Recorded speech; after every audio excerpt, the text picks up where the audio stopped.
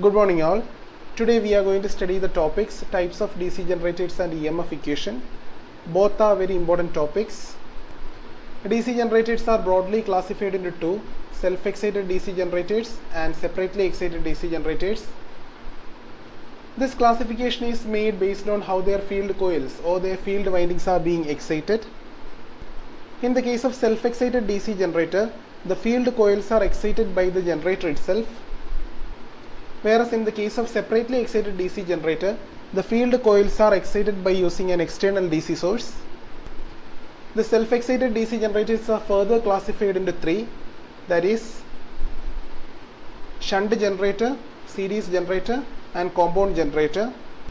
This classification is being made based on how the field coils are being positioned, or we can also say this classification is being made based on how the field coils are being connected with the armature winding. This compound generators are further classified into two, that is long shunt compound generator and short shunt compound generator. We will start in detail with the separately excited DC generator.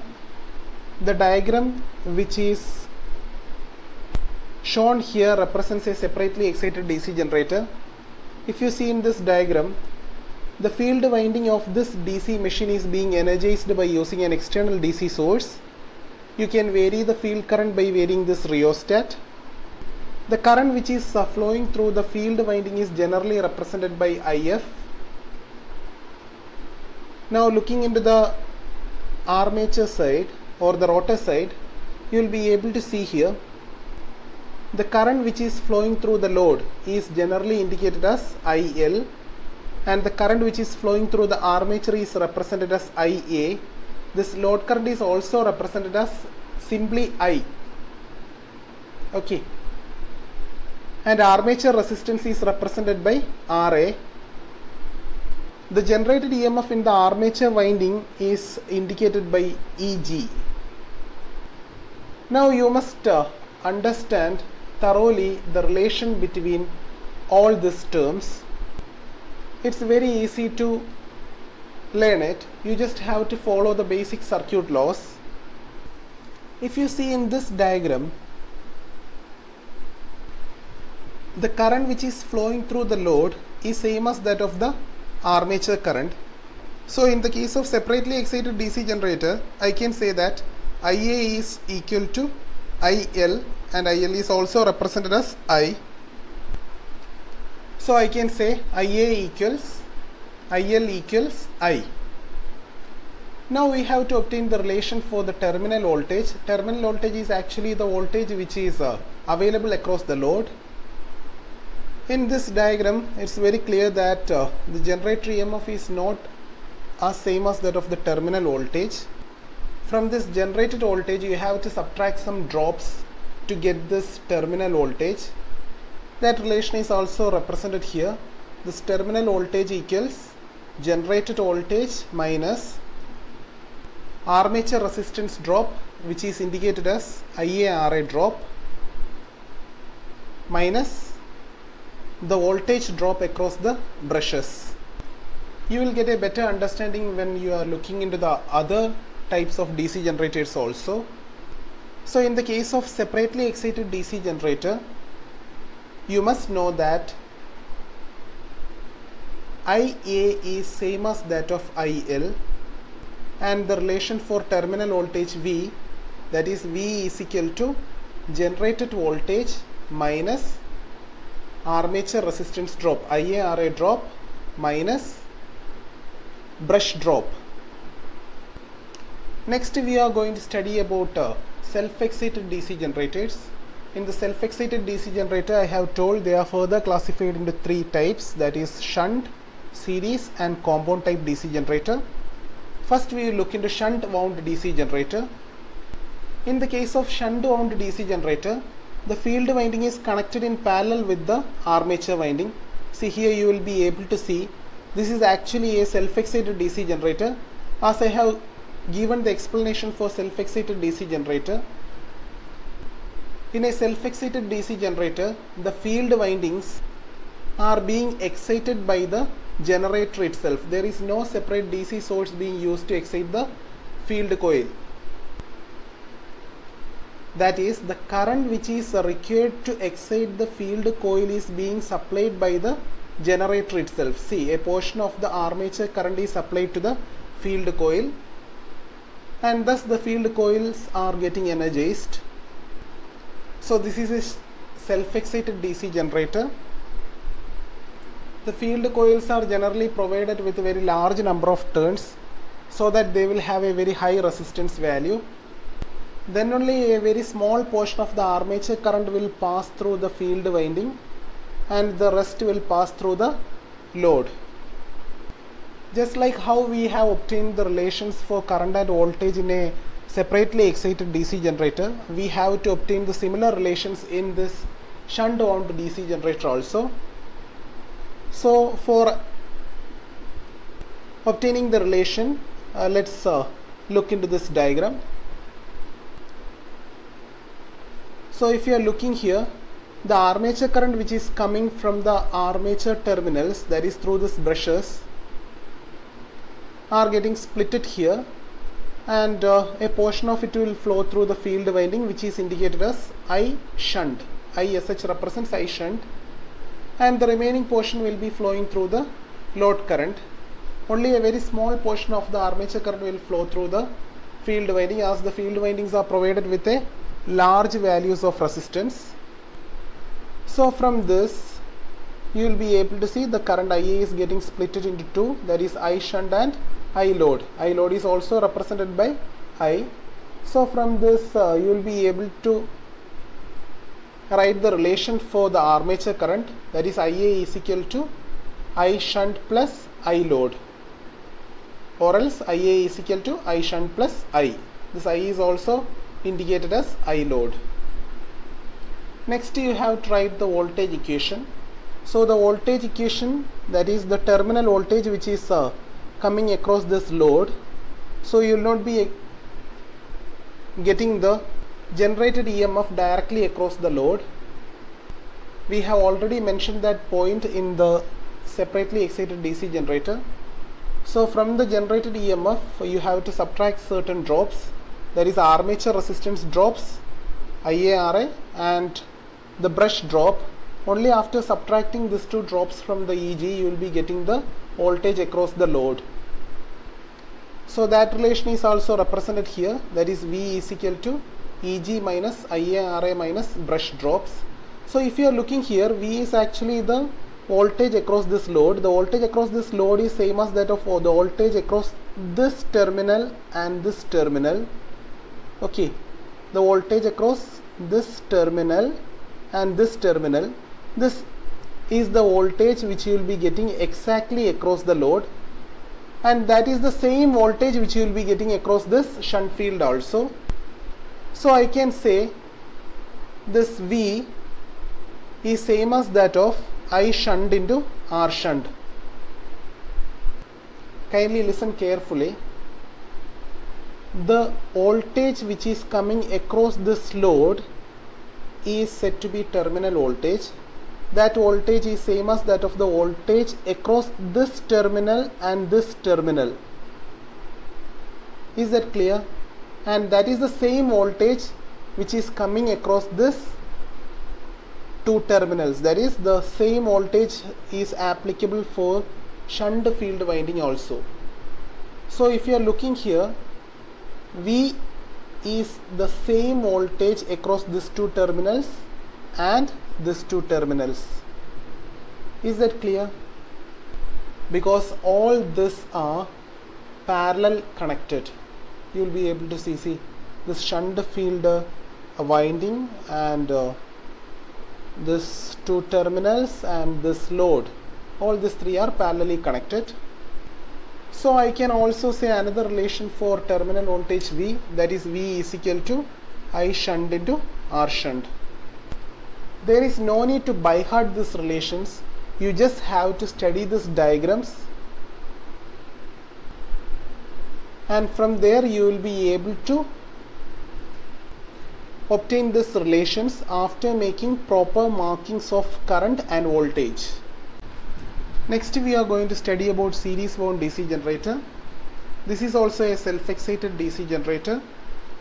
The diagram of the series wound DC generator is shown here.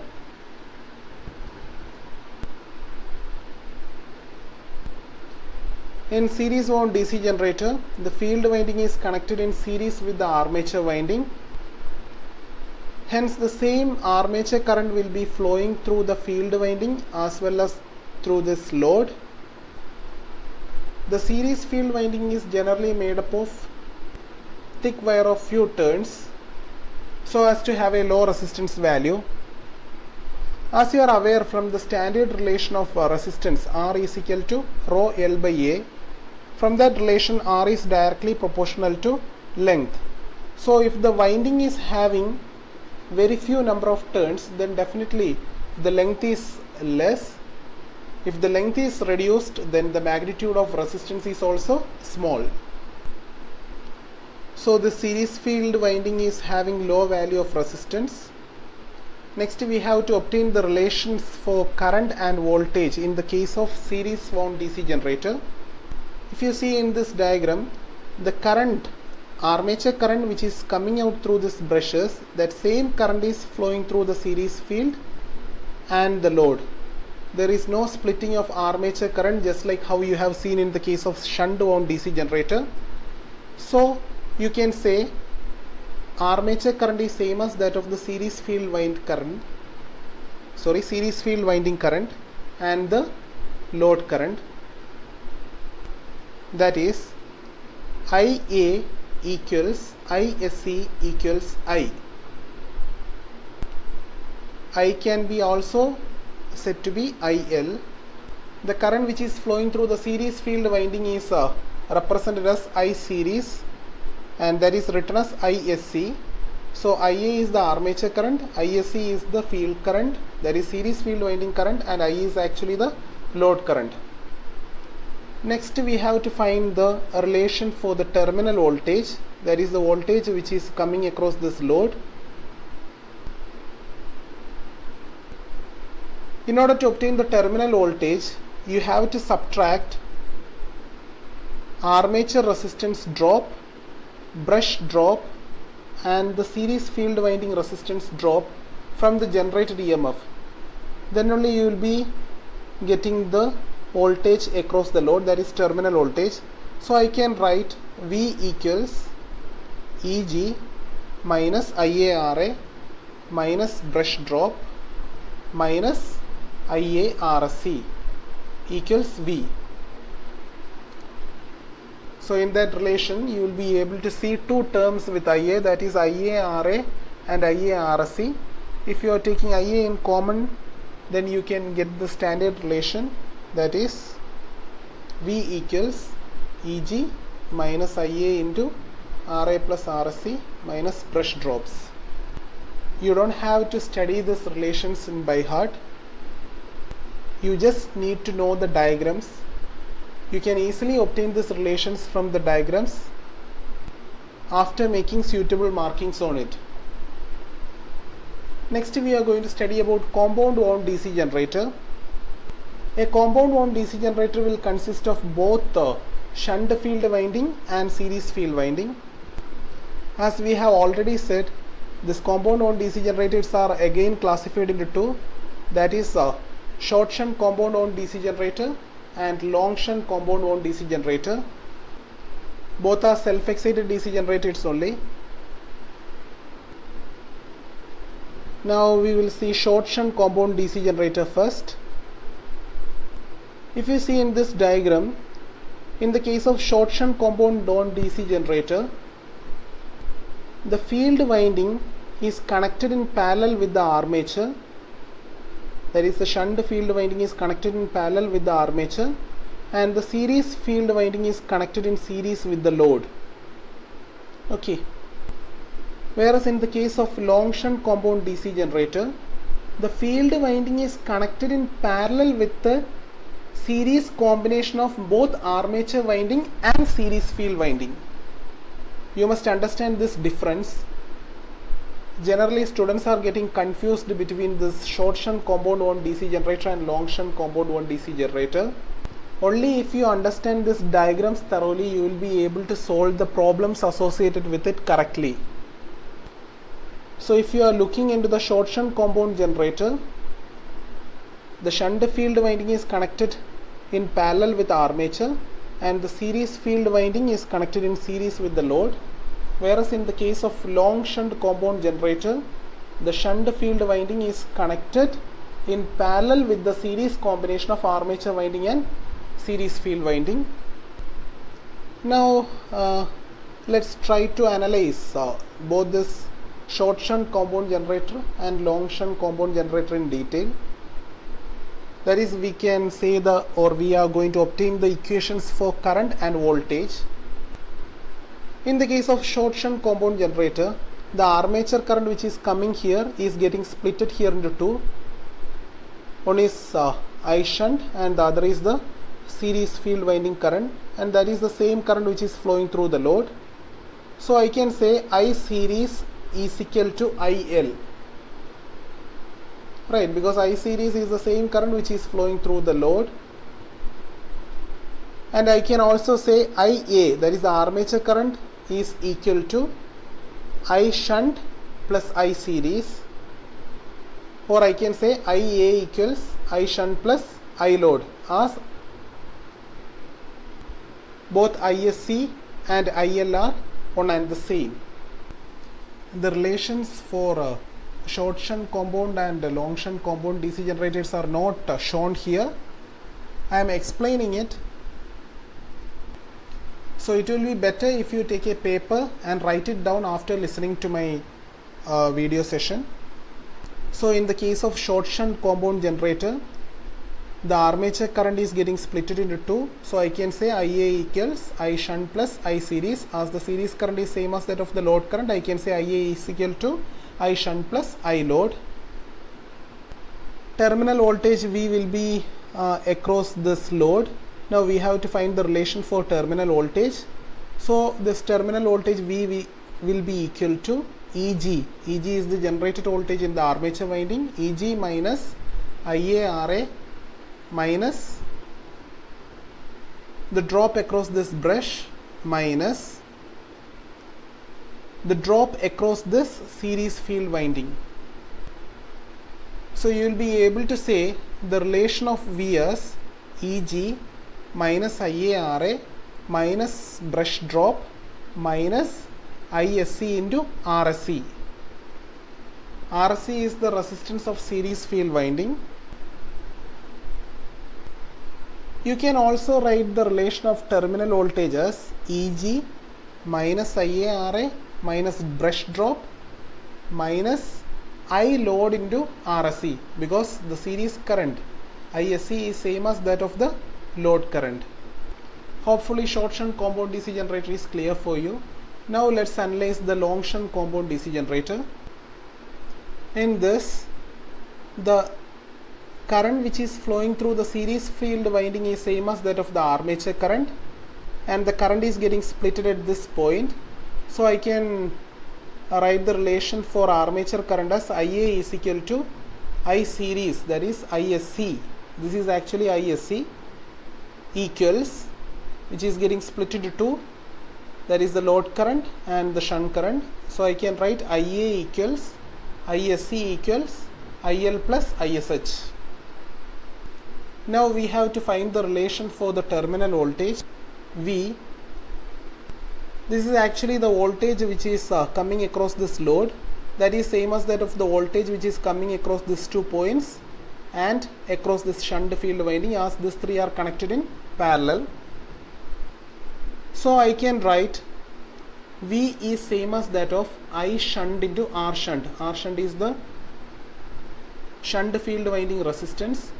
So whenever this shunt field current flows through this shunt field winding resistance, the drop which is coming across this is I shunt into RSH or ISH into RSH.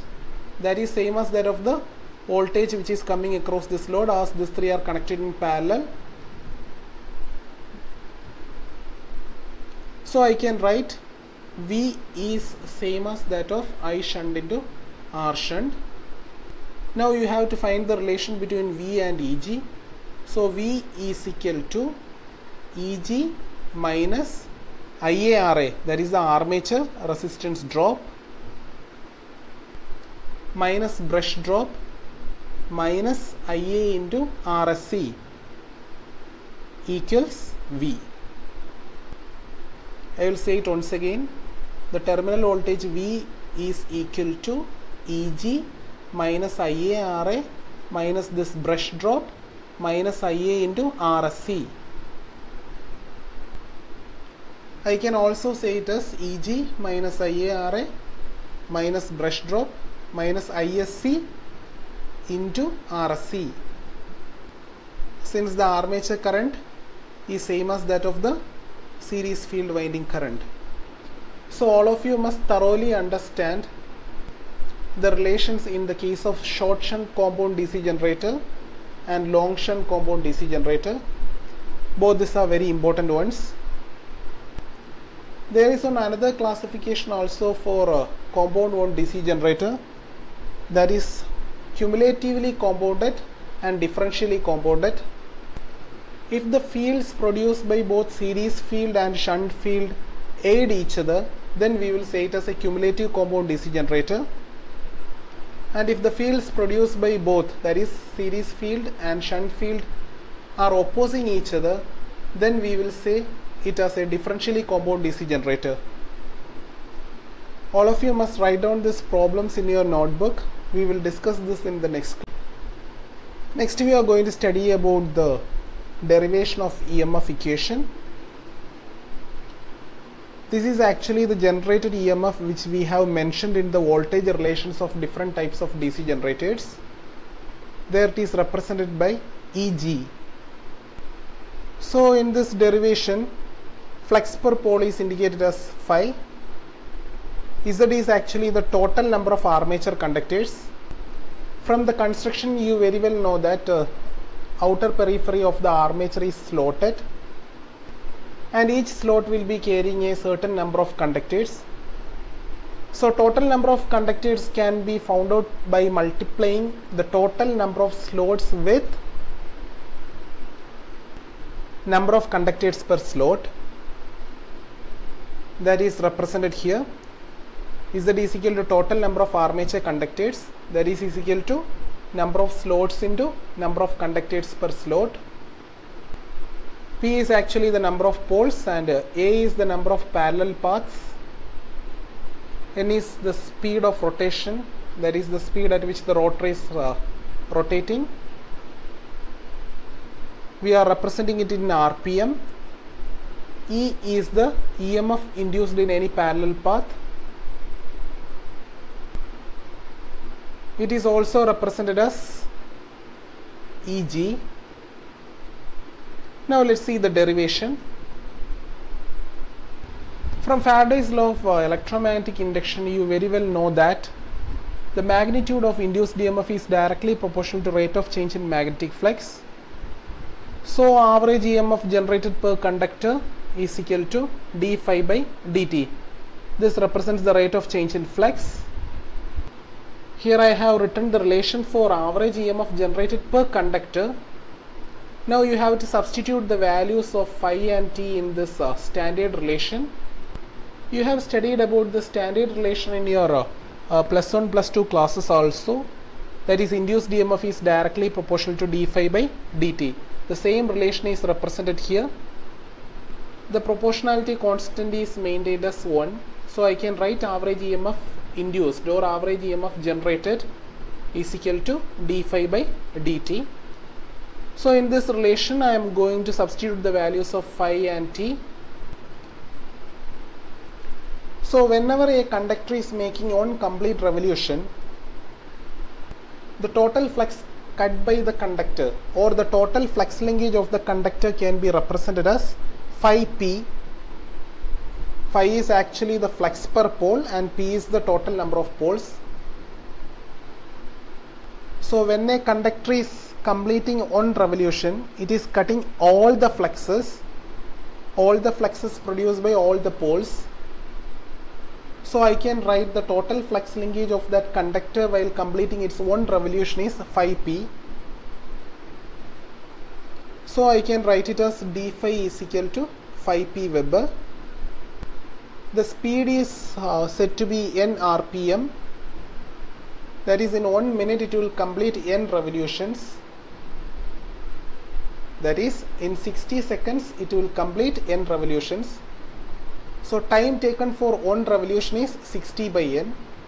So instead of dt you can substitute 60 by n, and in this relation now you know the values of d phi and dt. Substituting them, you will be getting the relation like this. For d phi we have substituted phi p, and for dt we have substituted 60 by n. So we will be getting the relation for EMF generated as phi p n by 60. This is actually the EMF generated per conductor. Actually we have to find the EMF generated per parallel path. In order to get the term for EMF generated per parallel path, you have to multiply this EMF generated per conductor with the number of conductors in a parallel path. Total number of parallel paths is indicated here as A, and total number of conductors is represented by Z. So the actual number of conductors per parallel path will be Z by A. In order to get the EMF generated per parallel path, you have to multiply EMF generated per conductor with number of conductors per parallel path, that is represented by Z by A. So you will be getting the standard relation as phi Pn by 60 into Z by A. In the case of wave wound generator, we have already studied the number of parallel paths is always 2. So in the case of wave wound generator, you can represent the value of A as 2. So the relations get modified into phi Pn by 60 into Z by 2. Instead of A, it will come 2 here. That is phi Pn Z by 120. Whereas in the case of lap wound DC generator, the number of parallel paths is same as that of number of poles. So in the standard relation, that is phi Pn Z by 60A, instead of A you have to substitute the value of P. So when you are substituting the value of P instead of A, the P in the denominator term and the P in the numerator term gets cancelled, and you will be getting the final relation as phi Zn by 60. You don't need to by heart the separate relations for lap winding and wave winding. You just need to know the standard relation of EMF induced per parallel path, that is phi Pn Z by 60A. From that relation, by substituting the values of number of parallel paths, that is A, for lap winding and wave winding, you will be able to get the EMF induced per parallel path in the case of lap winding and wave winding.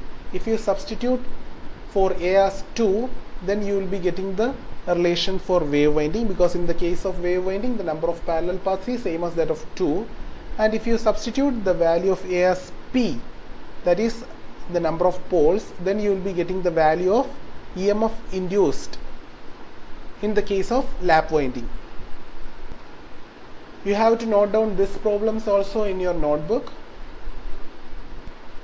We will be solving all these problems in the next class.